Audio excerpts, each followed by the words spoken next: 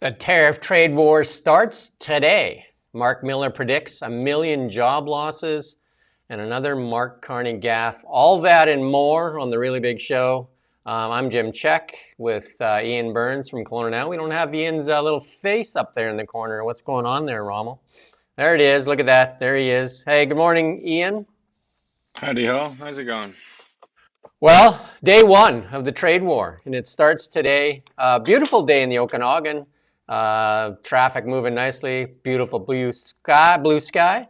You were going to get us a picture of the snowbanks in Ottawa. Donald Trump has stolen that, as he's stolen our dreams, because I had to do non-stop Trump stories this morning. But There you go. it's not very pretty here. It's snowing and it's grey, and it's pretty appropriate given what's going on in the world. Well, Kelowna looks like the beautiful spot of Canada. Beautiful day today here in Kelowna. But the big news, obviously, is the tariff war, and the Canadian recession looms this year if tariffs stay in place, economists say. And it's not good news for the economy in Canada, for sure. And yeah, I mean, I don't think there's anybody that's saying anything to the contrary, really. Tiff Macklem, the Governor of the Bank of Canada, has been saying this now for quite a while. The Conservative Party, the Liberals, obviously the NDP and the other sort of smaller parties, they all think that this spells doom, and so do the sort of the major banks in Canada. I mean, there's no denying it. And Justin Trudeau now has just spoke to the nation and also to the Americans and said that it's going to be very painful, and it's it is going to hurt. I think it's going to be devastating, really. Stock market reacting as well. Stock market down almost a sea of red there, for sure. A sea of red. The only thing up this morning is gold. Dow down, like almost 700 points. S&P down, NASDAQ down, everything down. Like the market not liking this at all. And the market was really quite friendly to Donald Trump when he first got elected. But this is definitely a negative reaction. And Donald Trump seems to like the markets. So I'm not sure what he's trying to do here, but it's not working well for the stock market or for Canada and the US. The Americans will pay more. Anita Anand out there saying Canada will not let this go, unjustified decision go unanswered. And so she was saying that there's going to be some retaliation, and Justin Trudeau has confirmed that. And then I guess it's a start of some retaliation. Maybe you can go into that a little bit more. Yeah, well, it's 25% tariff on $30 billion right now. That actually kicked in. Trudeau didn't need to push a button or anything like that. That just kicked in automatically at midnight. As soon as the Americans did it, we retaliated instantly on $30 billion of American. And that they're targeted. So that's stuff like Harley Davidson's, I believe, is in there, and orange juice, whiskey, that kind of thing. But they're trying to target the kind of stuff that we don't need, basically, or that we can get from elsewhere. And then in 3 weeks' time, another $125 billion will be targeted in the same way. So that's 155 in total. We're going to hear from UBCO professor here in a little bit, talking about how retaliation will hurt the Canadian consumer more than the tariffs that are being put on us right now. But anyway, Doug Ford appeared on CNN about the tariffs, and Doug Ford was, that's the province that really is going to be hit the hardest with these tariffs. We're going to play a little clip from Doug Ford here. And for Canada, do you have any indication that he might delay them again? Anything that's giving you any hope at this point? Well, first of all, thanks so much for having me on, Aaron. For the sake of the American people and the Canadian people, he needs to pull back. I'm going to tell you exactly what's going to happen here. President Trump ran on a mandate to create more jobs, keep inflation and low and lower cost. It's going to work totally opposite. Plants will close down within a week. Assembly plants in Michigan, which is a red state. Manufacturing will stop. And the people of the U.S., which I absolutely love, the American people, they're going to be paying more. The market is going to go downhill faster than the American bobsled team. It's going to be an absolute disaster for both countries. We're your largest trading partner. I don't want to respond, but we will respond like they've never seen before. You need our uranium, you need our potash, you need our high-grade nickel. I will stockpile our high-grade nickel, that 50% of your military and manufacturing needs, your aluminum, the steel, the lumber. It will be an absolute disaster. And this is all due to one person, that's President Trump. I have talked to endless governors, Republican governors and Democrats, senators and Congress people. I love the U.S. I lived there for 20 years. They're all saying this is the craziest thing that someone could ever do. Well, sir, It's going to. There you go, Doug Ford. Definitely the province that's going to feel the biggest effect. And he just got reelected there too as well. I didn't know he lived in the United States for 20 years.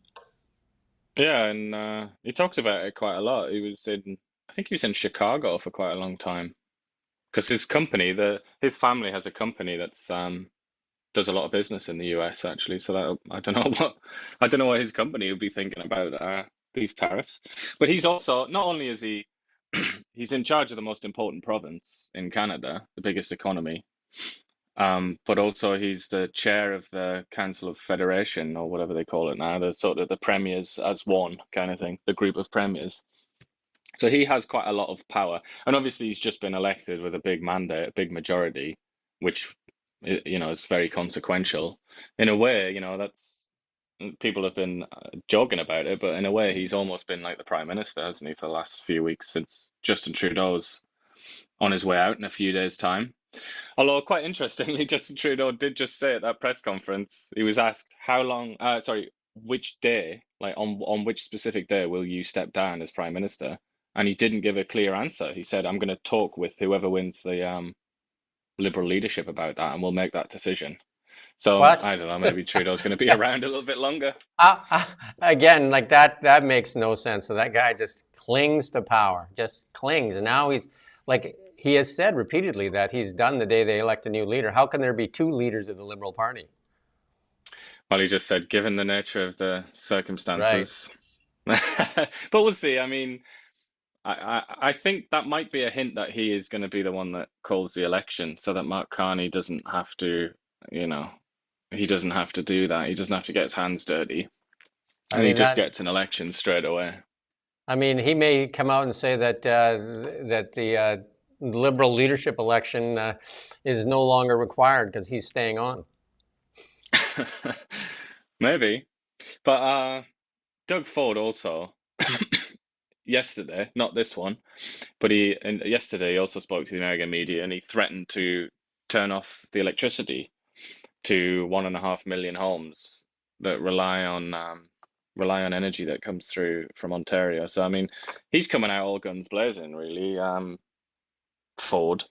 And you can I mean, there are two schools of thought, really, aren't there? You can just sit there like a turtle and just hope that as you're kicked and punched that you can just ride it out, or you can act more like, I don't know, a rattlesnake, let's say, to keep it related to animals here, and you can just go with like maximum force and just really hurt the person that's trying to attack you. So I don't know. I mean, obviously Ford is of that latter. He's a snake rather than a turtle. But when we play this UBCO economist, he's very much of the turtle persuasion, isn't he? Yeah. Jagmeet Singh, not to be waste a crisis. He speaks up and says that we need to recall Parliament. We should have recalled Parliament a long time ago. Parliament should never have been prorogued. But again, I doubt if there's going to be a recall of Parliament because we're only a few days away from Parliament resuming anyway. 24th of March, isn't it, is when it's due. But obviously, once the Liberals have a new leader, then the reason for the prorogation is moot. So they can then, it's basically in their hands then. So they could make some great melodrama about how they're going to recall Parliament sooner than expected because it's such an urgent time and we have to help the Canadian people. It's so ridiculous that it's been prorogued for the Liberal leadership to elect a new leader when it basically looks like a coronation by many. And I mean, I even had a discussion with one of our reporters here yesterday. and you say, well, it's obvious that Mark Carney's going to win, then why are we proroguing government? Why not just call it as it is? And let's get on with it. Because, I mean, leaving Canada without a leader, and now Justin Trudeau hinting that he might stay on, that doesn't make any sense to me at all. But Yeah, well, this is obviously a crisis, and pretty much the biggest crisis of the entire period in office for Justin Trudeau, or this phase of Liberal government. So, crises do present opportunities, don't they? As that's been understood for thousands of years, and there's many primary sources that suggest well, that that's isn't been understood for a very long time. So Mark let's wait and Carney see if they're going Mark to take Carney advantage of it. isn't Mark Carney running under the presence that he is the man for the crisis, and he's same as Chrystia Freeland said that Justin Trudeau's wasted the last 10 years with identity politics and virtue signaling. So how is he the man to lead us through this crisis? That's for him to explain, I suppose. Maybe that's forthcoming. China also in there, and they said they'll fight to the bitter end. China getting an additional, I think they had 10% on them already, and an additional 10%, raising it to 20. So Donald Trump picked 3 fights all at once: China, Mexico, and Canada. And I mean, this is actually, I think USA Today have missed the point of this as well, in this tweet that we're highlighting for the China thing, because the Chinese said, we'll fight to the bitter end in a trade war or any other kind of war, which is the most important bit, which they've decided not to include in their headline. China have basically said, if you think that you're going to win in any way, in a shooting war, in a trade war, or anything like that, then you're going to have to defeat every single person in China. Basically, you're going to have to fight 1.4 billion Chinese, and every single one of them will fight right till the end. I mean, that's like crazy talk, but this is the diplomacy of Donald Trump, isn't it? Really, what a magical genius he is! What a wizard of diplomacy. I still can't believe that with North America, and we do have a trade agreement, the USMCA, that is being basically thrown out the window, and I guess he's using the guise of fentanyl crisis to be able to say that it's an emergency and he can do these tariffs, because otherwise he's supposed to be following the USMCA. Mexico's saying they're going to wait till Sunday to decide on their response to this trade war. Yeah, I guess they're praying that he's gonna, unlike last month's bluff. I think they're hoping that this bluff will just be a couple of days. But and the Mexican president, it doesn't look like it at all.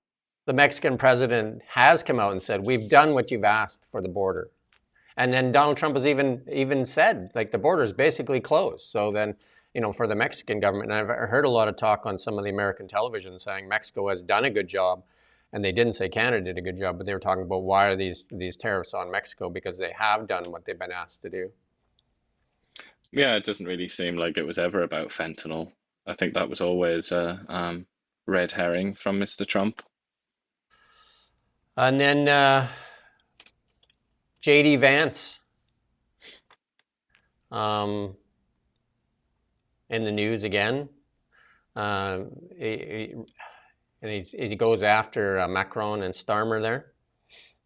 Well, he's come out and said that he didn't. I mean, it just wears a little thin. Most people know that the media has been very dishonest, particularly vis-a-vis Donald Trump and the sort of MAGA movement in the Republican Party in general. Everybody realizes that, I would say. Every fair person can recognize that. But then he's gone and said something, J.D. Vance here, of such extraordinary stupidity and impudence that it's hard to imagine what was going through his head. I have no idea why he said that. And it wasn't him being a tough guy or anything like that. He just said something really dumb. And he referred to troops in Ukraine from some random country that hasn't fought a war in 30 or 40 years. The only countries that have said they'll do that are France and Britain. And then Canada's kind of hinted that they will.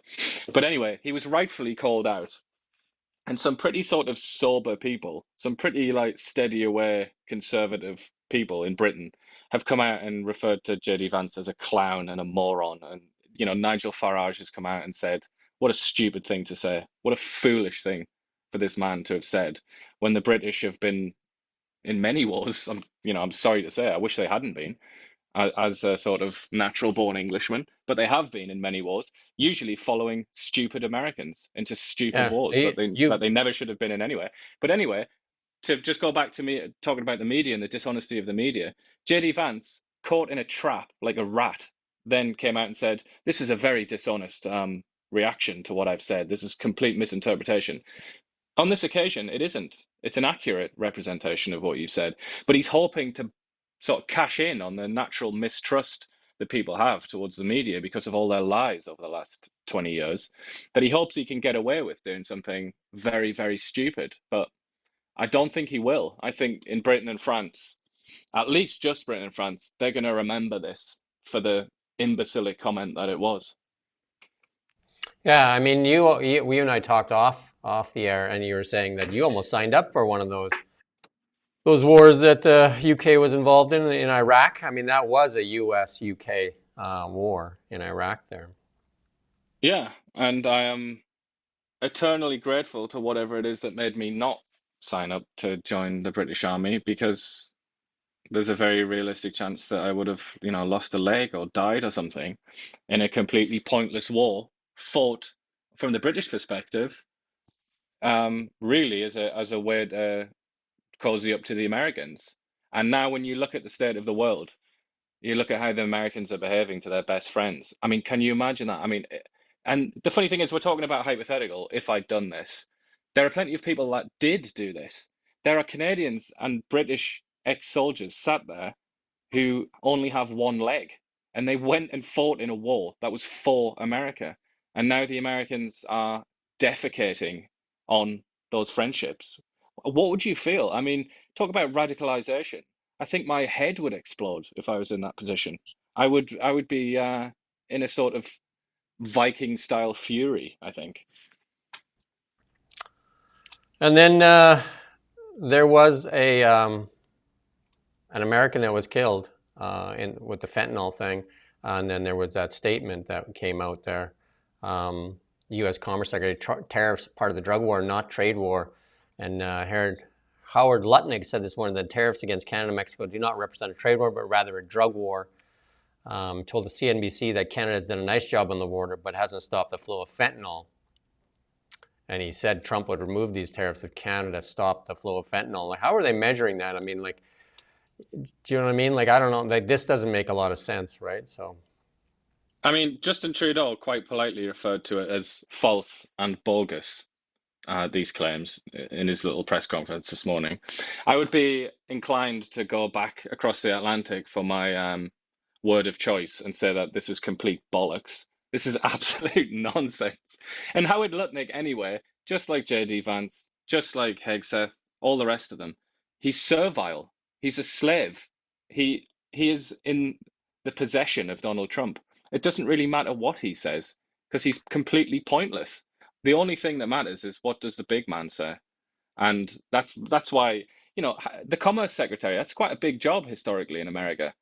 He's come out and he's done this interview and he's made quite a lot of statements, and frankly, nobody cares because he has no power. He has no influence. He's just yet another suit, basically, filled with a servant of Donald Trump's. So the only thing that matters is Trump. yeah. And one of the comments here, you just got called a leftist. Well, that's a change from being called a right-wing extremist, I guess. There you go. And I'm just sorry, I just logged on and had a look. Quite appropriately, that person's username is NPC, and I would say that well done. That makes sense to me. You are an NPC because it doesn't look like you're capable of thought. You don't know anything about my politics. I think you'd be very surprised if you sat down with me to have a conversation about it, but clearly, being an NPC, you wouldn't know how to do that.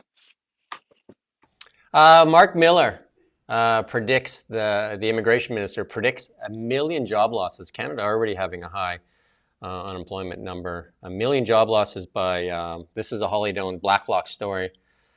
And In addition, we have about 1.5 million people already unemployed, according to the February 7th labor force statistics. No matter what we do, if tariffs come into place, it's going to be painful for the Canadian economy, Miller told reporters. 1 million jobs is no joke. It's something we have to take seriously. 75 to 80% of our commercial transactions are done with the United States. They are our biggest trading partner. There's no doubt about it, which really brings to light all those missed deals when Japan was here begging, Germany was here begging, because energy is our biggest export, and we said no to them. And this is what Justin Trudeau has to wear, is that we said no to them. And these are big, huge deals. He said there was no business case for those deals. And this is the same person that now you're saying might want to stay on. That basically put us in this predicament where we have one major customer that is now turned against us. Yeah, I mean, it isn't even just the Japanese and Koreans and Germans and whatnot. I mean, that's like a very obvious one, isn't it? That's everybody can remember that, I think, and how stupid that looks in retrospect. But there's lots of pipelines, lots of projects, even like mines for minerals and things like that, which if they haven't been cancelled, then they've been, kicked into the long grass, and it's like decades of consultation and just like they just go nowhere. There's been a lot of indulgence of fringe ideas, like extraordinarily fringe environmental arguments, for example, like the idea that the world is going to end if Canada doesn't destroy its industrial capacity and so on. I mean, it's 10 years plus really of this kind of self-sabotage from Canada, and that probably is the most painful thing of all, isn't it? To think that we could be in a vastly more comfortable position right now. There could be hundreds of thousands of jobs or more if you count like secondary jobs, millions maybe, linked to LNG exports and oil exports and so on to the rest of the world. It's a bit like there are a few things like this in Canadian economics and politics that it's almost too painful. It almost hurts too much even to talk about it, that we've wasted so many opportunities. Instead of doing these tours around the world, we should be definitely sending trade parties off to different countries and trying to do trade deals and doing this. Like, everybody should be off trying to do trade deals. And we should also be doing, like saying we need to go on all these pipelines and starting to put a plan together that doesn't deal with the Americans for the most part, because we can't go back to normal, even if he somehow wakes up and bumps his head and says, oh, I'm just kidding. We definitely should never be in this predicament where we have one major partner. Yeah, I know. I mean, something that I think Pierre Poilievre has been quite wise to mention again and again and again is the Bill C-69, the thing that makes it so hard, the like really heightened environmental regulations, things like that. If Parliament was open, maybe that could have been done away with, but obviously that's been closed. But there hasn't even been a conversation about things like that. You know what? This self-sabotaging environmental regulatory regime, it's going to have to go. If this is the future, we can't afford the luxury of things like C-69. You know what's really puzzling is, where's Canadian media, the national media that gets to ask the questions? We don't get to ask the questions of these privileged. Why is Parliament prorogued? Like, why haven't they recalled Parliament so that we could have, and you've talked about this many times, like even during the war in Britain, Parliament was open so that they could yell at each other and figure out a better solution. And here we have, in my mind, this most selfish party in the world there, that during this economic crisis, we can't even have the people that we elected discuss it. Yeah. Well, perhaps what's even worse is that if the polls are accurate, then rather than be punished for doing this, the Liberal Party has been rewarded with the best news that they've had since Justin Trudeau was elected in 2015 for the first time with that majority. It is absolute paradise, parties all around for the Liberal Party.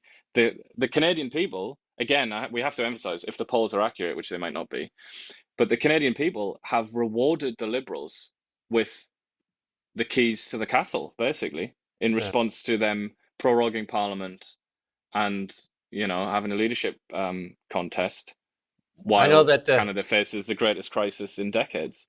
I know that Mark Carney likes to make fun of Pierre Poilievre, saying that he's a slogan guy, and I think the slogan for the Liberal Party could be over their past 10 years is never let a crisis go to waste. Indeed, yeah.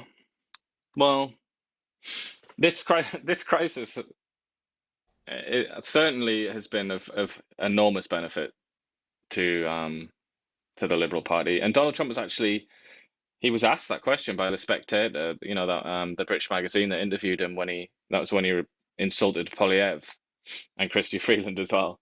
He was actually asked then about that. Like, so he is aware that his very presence has bolstered the Liberals, but as usual, I would say with Donald Trump, he doesn't really seem to care. I mean, it's possible that he even would like that. He would like the Liberals to be his opponents. The Home Builders Association, we're going to play a clip here, had a comment here.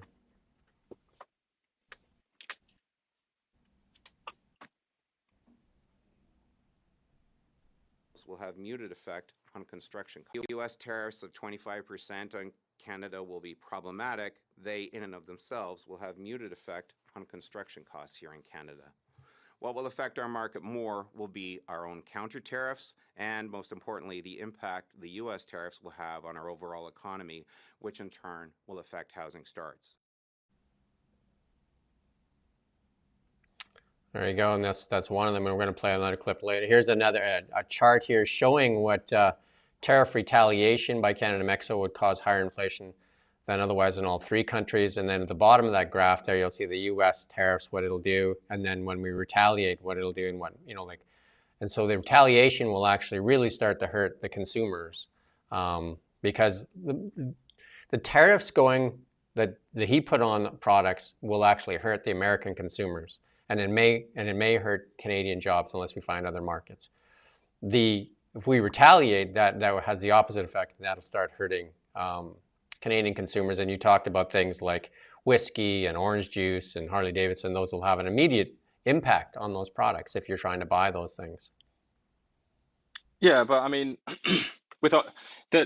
if they've been smart, I mean, they haven't released the exact details of the things that are going to be tariffed, but they have sketched it out in a certain amount of detail, and it is things like orange juice. I think for people that don't spend much time reading about economics or whatever, or caring about economics, orange juice is a really good example of that's precisely the kind of thing that you should target if you're Canada and you want to hurt the Americans, because orange juice is not unique to America.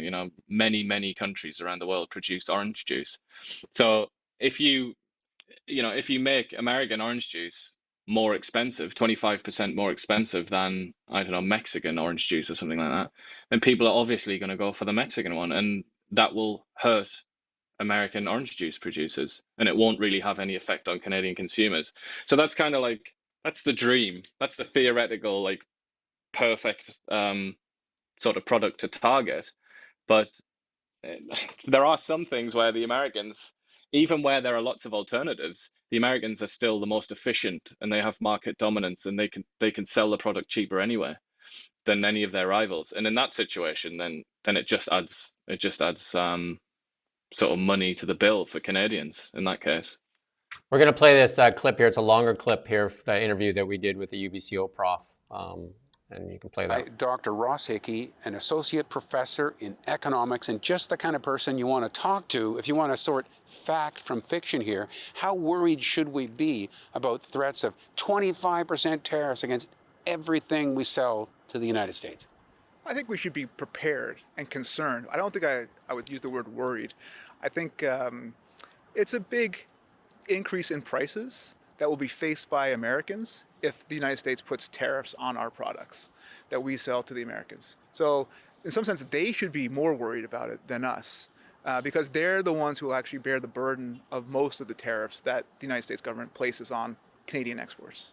Okay, wouldn't it sort of resolve itself with the person purchasing the stuff saying we can't afford it at that rate, and forcing the producer of the material to take at least part of the hit themselves? Yeah, that's right. So depending on how competitive markets are, some of the incidents. This is what we call in taxation. We talk about tax incidents. So part of the incidence is going to be borne by the seller. Part's going to be borne by the buyer. For the things that we sell to the U.S. that there's not very many alternatives, they're going to bear more of the burden. Like, so, for example, oil and gas exports. There's a world market for oil and gas, right? But how much accessibility is there to non-Canadian oil and gas for those states in the United States that are relying on our oil and gas exports? That's the big question about how much incidence will be borne. If there's good competition and close competitors in those markets, then Canada's going to bear more of the burden. But if there's not very many good competitors to our products that we're selling, then the Americans are going to bear more of the burden. Couldn't there be cases where between the two of them, the transaction is simply not worth making anymore, and that production, that element of industry just shuts down? That's true. For some industries, it's possible. But if there are big fixed costs to setting up or entering into an industry, then it's hard to see that those industries are going to shut down right away. Right. So, I mean, look, it's a concern.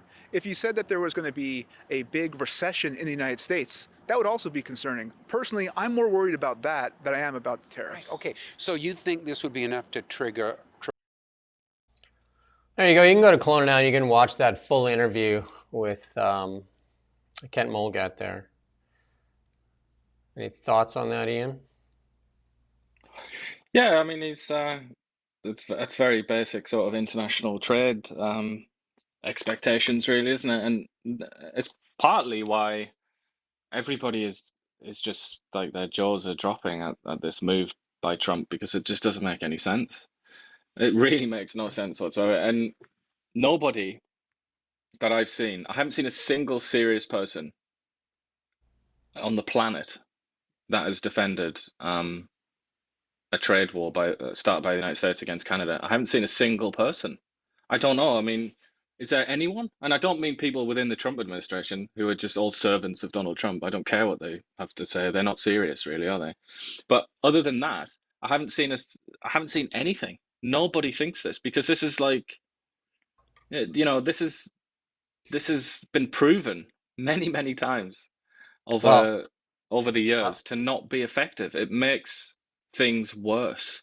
so Just one of look at the the Smoot-Hawley tariffs in the 1930s. Everybody that's even had the faintest interaction with economics knows about the Smoot-Hawley what tariffs. one of It the didn't most work out well.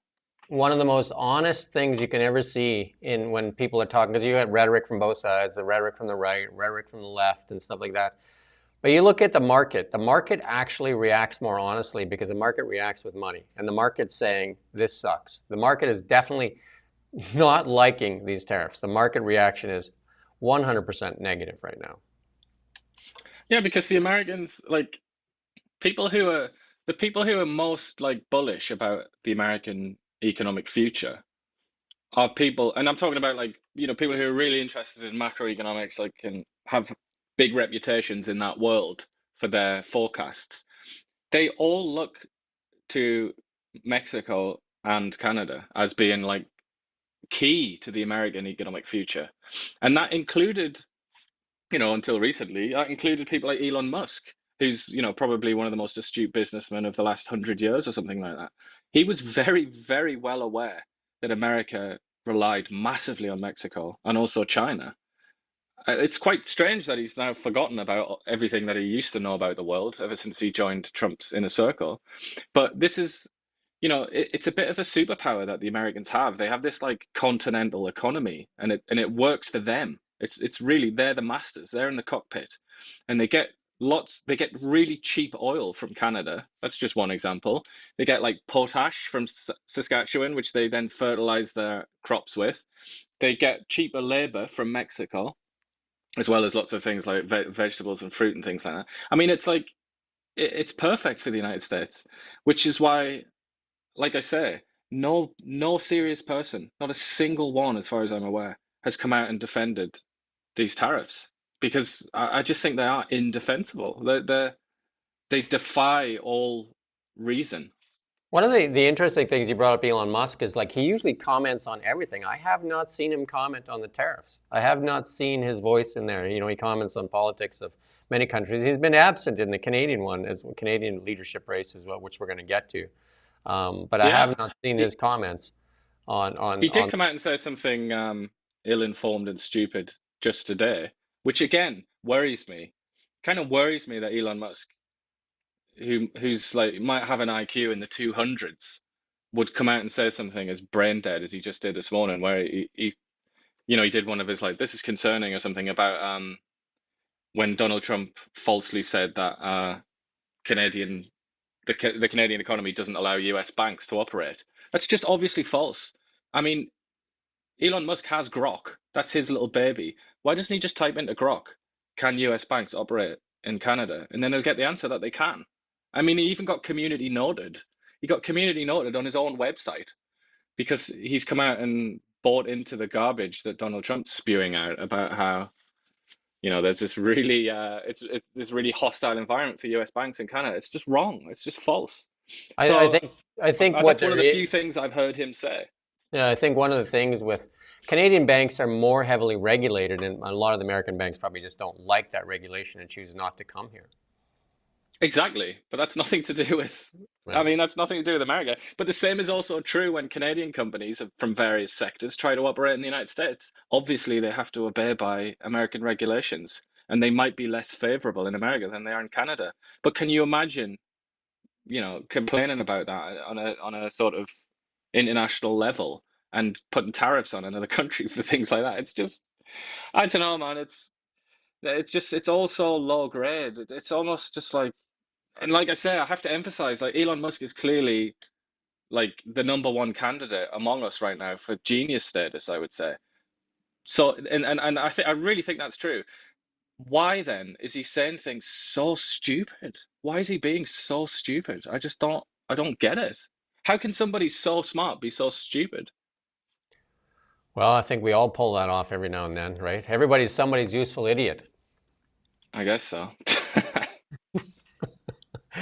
And maybe Elon Musk is playing that role right now. Maybe he is somebody's useful idiot. Let's Yeah, let's perhaps. turn our attention, because this is a real thing too. This is a real thing for Canada. It's going to make a difference over the next 4 years. This is how we got here. It was the 10 years of policies of the current government that put us in this predicament. We wouldn't be here if we made some better decisions in the past. So we have a clip here on the Mark Carney Liberal leadership race, and from a reporter asking why Mark Carney won't allow himself to be held accountable. You gonna play that clip there, Rommel?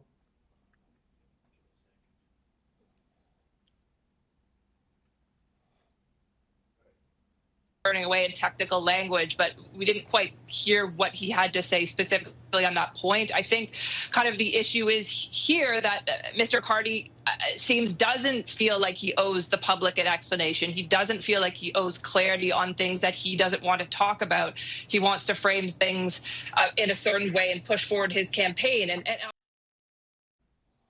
Yeah, you know, Mark Carney refusing to be held accountable. And then Mark Carney with another gaffe. This is in a pub that he's talking, and we're going to play this clip.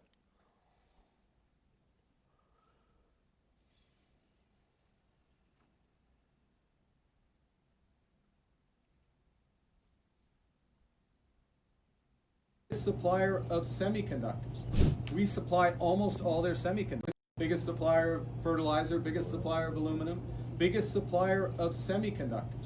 We supply almost all their semiconductors. That whole, you know, everybody in the White House is a tech bro except for Trump. They all need semiconductors. They all come from Canada. Maybe they won't. Maybe one day they won't show up. We'll see.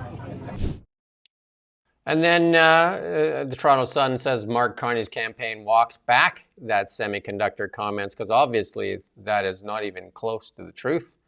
And then, you know, like I think they were trying to say, I think you and I were talking that, oh, maybe he means all the minerals that have, you know, that are the components that go inside, or the, you know, raw materials that go in to semiconductors, which are manufactured in Taiwan, by the way, right? So yeah, I would say in response to that, nice try. And nice try too in trying to like ignore this and get away from it. he obviously, the Liberal Party and progressive politicians in general have a lot of clients in the Canadian media, but thanks to social media and things like that, you know, their kind of oligopoly has been broken, and things like this aren't going to go away. And this is not the first gaffe that he's made that suggests that he doesn't. I mean, I can't believe I'm about to say these words about somebody that was the governor of the Bank of England and the Bank of Canada, but these gaffes seem to suggest that he doesn't actually have an up-to-date knowledge of economics in a lot of ways. I mean, I think even worse than this, this is really shocking. I think this is as big a gaffe as you can make as a sort of self-described economic superstar as is possible. Because like I said to you, I think it was yesterday, like your average guy, I could sort of like go outside now and just like tap somebody on the shoulder, and I would be reasonably confident that they would say to me that they know that Taiwan is the largest producer of semiconductors, because that is such an important, not just economic fact, but political fact as well. And anybody that's read a newspaper in the last 10 years will know that. So it kind of it left me speechless when I saw that. But I think even worse than that was when he had that conversation with CTV, with a CTV interviewer, and he said about the steel comment, where he's like, you bought any steel lately or something like that, as if to say like it doesn't really matter that the Americans would put a tariff on steel. That's not going to affect Canadians and Canadian prosperity. Things like that. It's kind of, I mean, can you imagine if somebody that was known to not have much economic experience had made these comments? It would be a death sentence for their political careers, wouldn't it? But these comments have been made by like the economics guru, you know, the supposed like superstar central banker. I, I don't know what's going on with him, but it suggests that maybe he hasn't really been plugged in lately, and he's been on a long vacation or something. I have two comments, and one is governors of banks. He was the Bank of Canada governor and also the Bank of England governor, are usually very, very, very careful in their language. Like they understand how important the language is, like, and every word matters. And he's been caught in so many of these where he's kind of like, you know, there's a meme out there, and people are bringing it up right now. There's memes out there and saying that he claims, you know, created the internet. He claims to have created fire and all these things.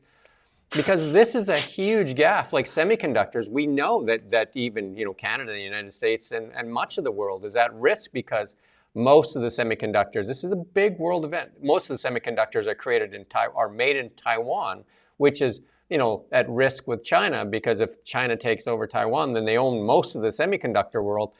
And we know how important semiconductors are in this new modern AI world. It is almost the new gold. Like semiconductors are the most important thing. For him to make this gaffe is like, and he's claiming to be this best economist in the world, and he's going to guide Canada to the best economy. He doesn't even understand the economy and where semiconductors are made. So how can he claim to be the best economic advisor for Canada? Yeah, I mean, it's hard to overstate, I think, how big of a gaffe this is. I mean, I can't obviously see. We'll go on CBC's front page. It's not going to be anywhere near, is it? They'll have dropped that story if they ever even covered it in the first place. That story is history for CBC. But I just feel like this is an enormous story. It's kind of, you say semiconductors are like the new gold. I mean, that's a good point going back way back in history. But if you, for a more recent analogy, I would say it's almost like oil, isn't it? It's like the new oil. And it's almost like Mark Carney saying something is ridiculous. It's like, well, you know, Morocco, as we know, is the #1 supplier of oil in the world. It's kind of, how is it possible to say something that ignorant? I have to kind of like work it out in my head, because it's one of those instances where I cannot get into the other person's shoes, and I tend to think that I'm quite good at doing that in general, but I can't do it. I can't figure out how he could make a mistake that big, because it wasn't just a little you know, like a verbal typo, was it? It wasn't just a little error, because that happens to everybody, and that's fine. He kept saying, didn't he? He kept saying it again and again and again. He really emphasized the point. So Yes. it seems like that was really in his head. Like he really thought that in his mind. And that is yeah, I just It goes back to I don't really playing. know what to make of that. But that's It our really, next prime minister. It's terrifying. it goes back to what we were saying yesterday with Chrystia Freeland. They play to the crowd and they say what they think people want to hear so they can get the applause. They chase applause, even though if it's meaningless. And this is what this is. And one other point that I was going to make, the second point I wanted to make. Do you remember Pierre Poilievre's speech there on Canada being one of the most unique nations having 4 coastlines? And and the media ripped him apart and saying, where are the 4 coastlines? And he is kind of right on that, because there is 4 coastlines, because obviously the Pacific, the Atlantic, and the Arctic, and then the Great Lakes are one of the biggest shipping lanes that we have into the United States. And he got ripped for that, being saying how stupid he is and how can he say that there's 4 coastlines when there's only 3. And here this is like a major gaffe, and like you said, I doubt if you're going to find it anywhere near a CBC headline that talks about how serious this is for somebody claiming to be one of the #1 economists in Canada. Yeah, as far as I'm aware, I mean, I just Googled it there while you were chatting. I just did, Mark Carney Semiconductors, and it's all the usual suspects that covering it. Toronto Sun, which is, Yeah. loosely speaking, is kind of right wing. Then Western Standard, that's one of the publications that the federal government doesn't even acknowledge as a journalist outlet. It isn't even a legitimate outlet as far as I'm concerned. Like you look around, this is not being covered by CTV it's not being given the kind of prominence that it deserves by CTV, Global, CBC, and all the rest of it, because tragically, just to cut to the chase, they are covering for Mark Carney. They've made an editorial decision to do that, and that's the world that we live in. Well, that's the country that we live in, unfortunately. And if you go on the internet, you'll see that this is all over the place, because it's such a glaring error, and like you said, it's not really covered by the media outlets. And he doesn't give access, to be fair, to the media outlets too. He doesn't give a lot of access to the media outlets to even ask the questions, right?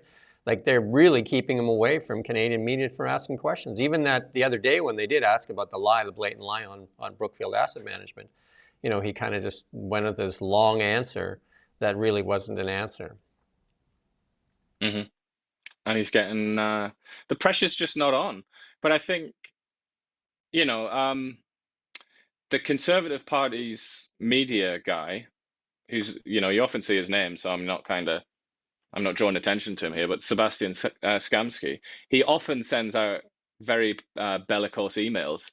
And he also, even us, like, a sort of regional outlet, if we don't include something in a story that concerns the Conservatives, he will send emails and he'll call me up. Like, he's called me up on a few occasions and said, like, you're going to put this comment in. So imagine what the Conservatives are doing on that side, the media people like that Skamsky guy and the others. They will be absolutely furious with CBC, Global, CTV, and all the rest of them.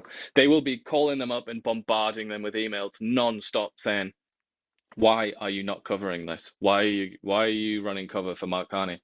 So I would expect, as when Mark Carney wins and when Mark Carney becomes prime minister and then we go into an election, I would expect Pierre Poilievre, he's already doing this. This is hardly news to anyone. But as we go into that election, he is going to turn the volume up on that big time, and he's going to really start calling out CTV and CBC and so on. I think he's going to be furious about that. And in a way, I mean, you have to say that that's understandable, isn't it? I mean, just try and put yourself in that position. How annoyed would you be if your opponent keeps making mistakes, but the media won't report on it? I mean, that would drive you mad, wouldn't it? And he still won't disclose. I mean, he was asked again what his financial situation is. He won't disclose. And that seems, again, here's a person that has been caught in many lies and now won't disclose, which is also a problem with the Liberal Party, where they won't release documents. Another reason the government's prorogued, they won't release documents. And we've had how many scandals that if the NDP have propped up and did not allow investigation into. And here we go again. Mm-hmm. I mean, the Liberal Party, they haven't done themselves a lot of favors in recent years when it comes to that. I mean, particularly when you bear in mind that Justin Trudeau specifically said that he was going to he was going to have the most transparent government in the history of Canada, didn't he? He actually said something along those lines. It's they've drawn attention to transparency. They've made that an issue, and then they've been, very, very obviously lacking in transparency. Yeah, Trudeau ran on accountability and transparency, and that's obviously a joke. And it seems like whatever they say, seems to be they do the opposite. When they say, like yesterday we talked about Melanie Jolie says that Canada needs they support a free and independent media, and the only media they seem to want to support is the CBC, and the rest of them with Bill C-18 can be crushed and basically crippled and run out of business. Yeah. So there you go. Let's turn our attention to markets, though. Like we said, markets not liking this at all. Markets are down huge. Lots of red on the board. The only thing that's up is gold. And gold, obviously, is usually the canary in the coal mine. It's actually at 29.16, I think, at this moment. And gold definitely is lots of times is your hedge against, down markets, right? So gold reacting positively to the negativity. How's that? Positively to the negativity. Yeah. Gold loves a crisis. Gold is the safe haven asset, right? And more and more people are talking about how you need to own gold. Also, an asset that Chinese and Russians have been, increasing their reserves of. Crypto, definitely very volatile here, and it looks like it really wants to fill that gap. And crypto definitely on the downswing and all this turmoil too. Crypto still has the wind in its sails, but definitely losing some of its interest here during this turmoil with the markets. And that's despite Trump announcing that he was going to put some crypto, he's going to establish a crypto reserve. Correct. Said that. Was that yesterday or 2 days ago? I almost think that he's started too many wars on too many fronts. You know what I mean? He has like stuck his hand into the hornet's nest and just shook it and shook it and shook it. And like, I don't know, like America, like how many friends are left there with, maybe just I think Canada, United States, and Mexico is one of the greatest trading partners and economic kind of like better than the EU. And yet here we are trying to get it all shaken apart. That doesn't make a lot of sense to me.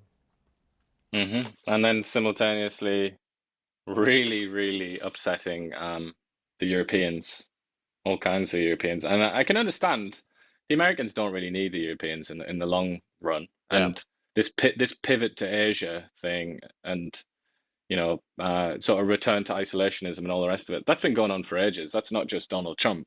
So I can kind of understand that. But at the same time, you don't want to just needlessly alienate and insult these people. That's not going to help the United States prosper, I don't think. Maybe we should try and get Donald Trump on our show. So we can't get the Canadian leaders on. Maybe we can get Donald Trump on. Probably got more chance. Let's put that out there. Canadian dollar. It's still like there's the Canadian dollar not really buying like the real severity of this yet. You know what I mean? So like it's just kind of, it looks like it wants to go down, but definitely not reacting as bad as you think. I think part of that is right now. I think there's talk that the Canadian Bank of Canada is going to have to drop interest rates, which would be really good for a lot of mortgage holders, right? Because a lot of them are coming for renewal. So I think the Bank of Canada is going to have to stimulate, and that's one of the things Mark Carney is.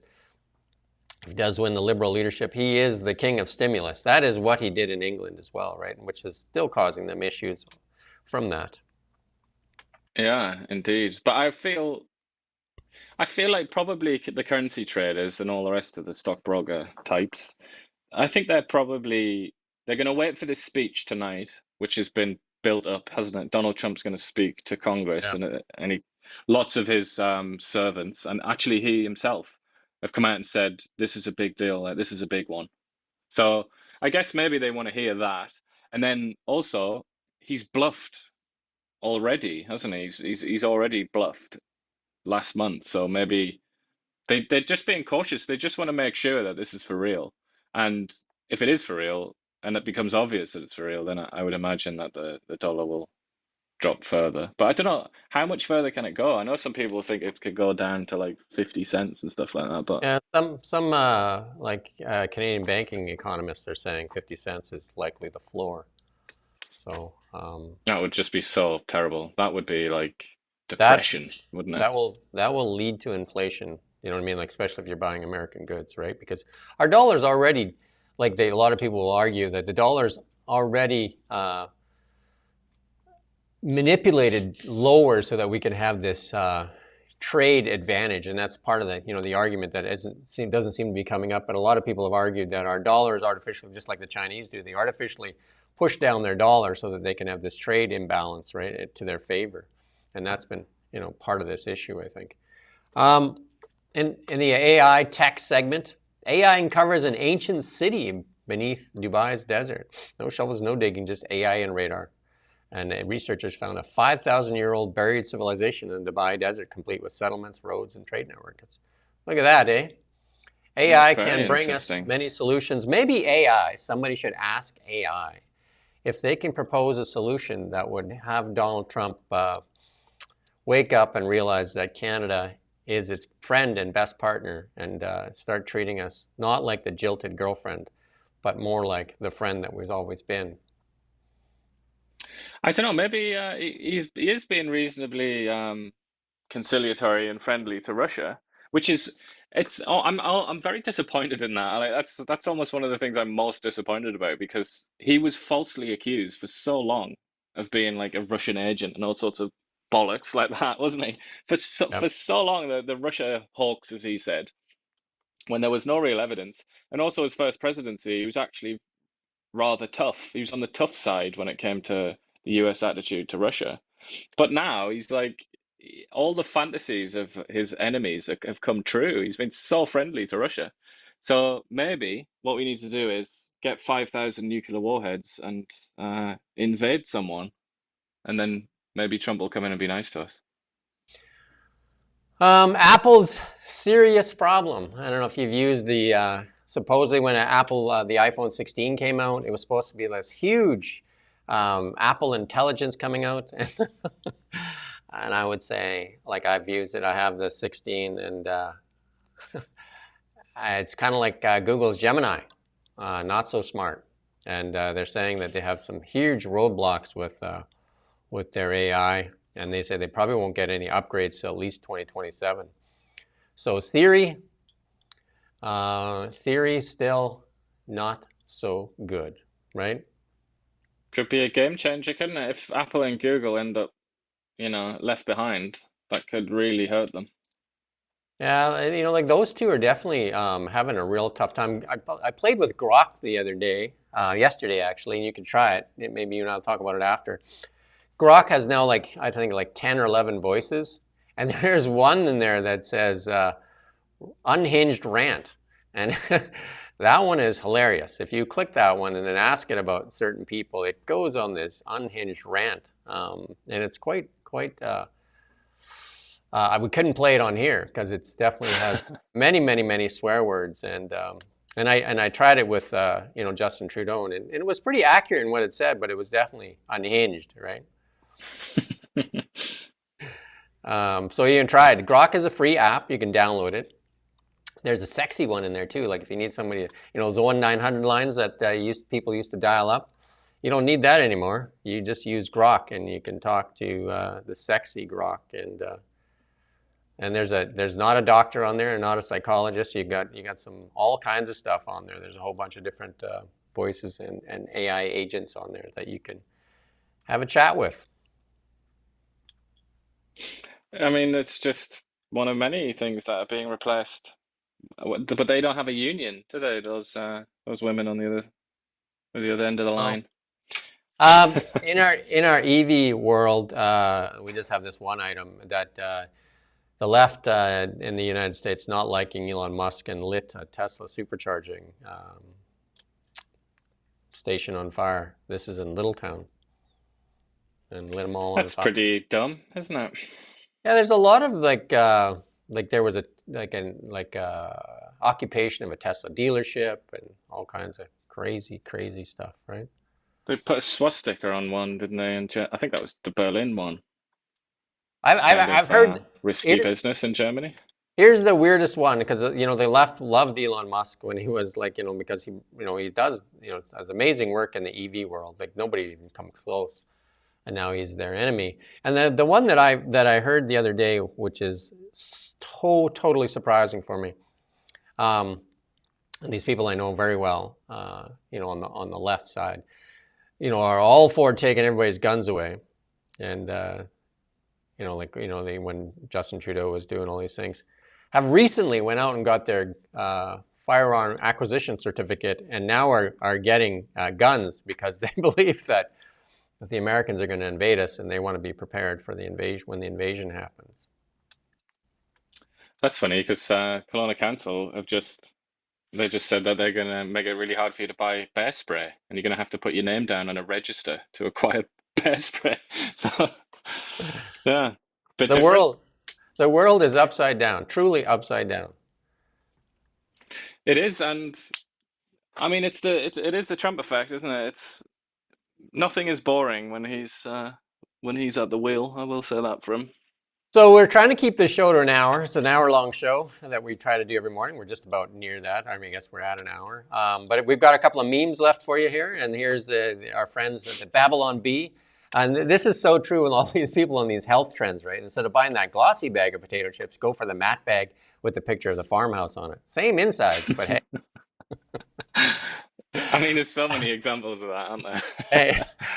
But the bag, and I would point to cereal. And cereal is basically dessert in a box. It's sugar, and sometimes sugar is the main ingredient. Like you take Frosted Flakes, sugar, and wheat or corn or whatever, sugar pops, and basically then they put a sticker on there and say, like filled with nutritious vitamins and minerals, and they fail to mention that it's filled with sugar, right?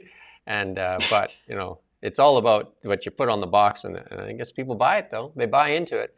And this one is so true, though, right? Like all these influencers on the internet hawking these products just in different packaging, right? And I would say the same thing goes for the Liberals. When careful what you wish for, just because you change the team captain and keep the same team, how do you expect that team to play any differently? It's the power of advertising, though, isn't it? And the power of PR.